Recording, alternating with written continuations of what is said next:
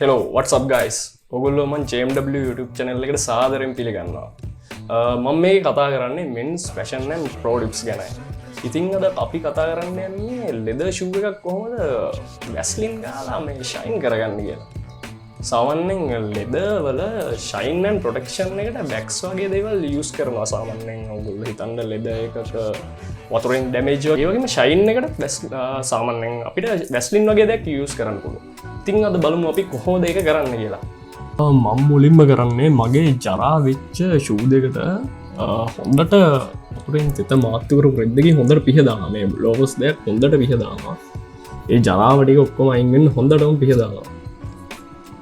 ඊළඟට මම කරන්නේ මේක dark tan polish use කරලා හොඳට polish කරනවා brush එකෙන්.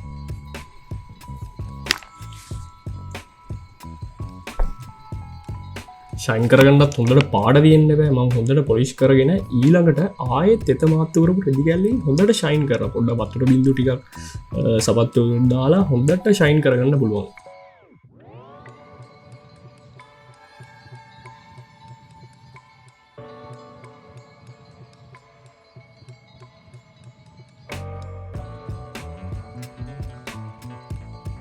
හොඳටම ෂයින් කරගි පොඩ්ඩ වෙලා හොඳට මැද්දාම පොඩි තෙත රෙදිගෑල්ලෙන් හොඳට ශයින් තෙත ගෙන ගොඩත් තෙතන මේ වතුර බින්දු දෙක තුනක් ශුව එක උඩට දාලා හොඳට මදින්න.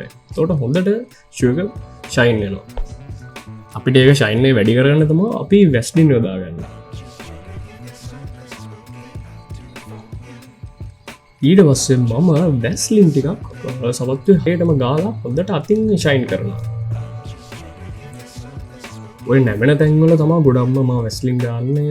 තොට නැමෙන එක ගතිය චර බලබන්න එකන්නේ ඒකින් සපත්වන වෙන දැමේජ්ක පට්ටටම අඩුවෙනවා.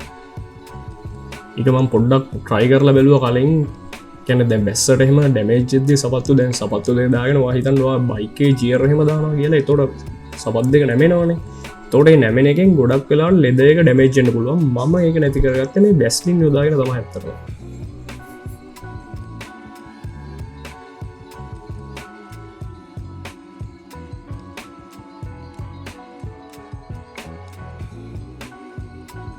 ඔගොලට අයිඩියක් නැති කොහොමද වැස්ලින් ගාලා leather shoe එකක් shine and protection විදිහට තියාගන්න කියලා.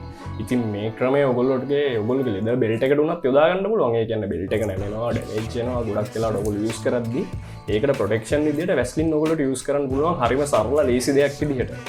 ඉතින් අපි තව වීඩියෝ එකකින් හම්බෙමු.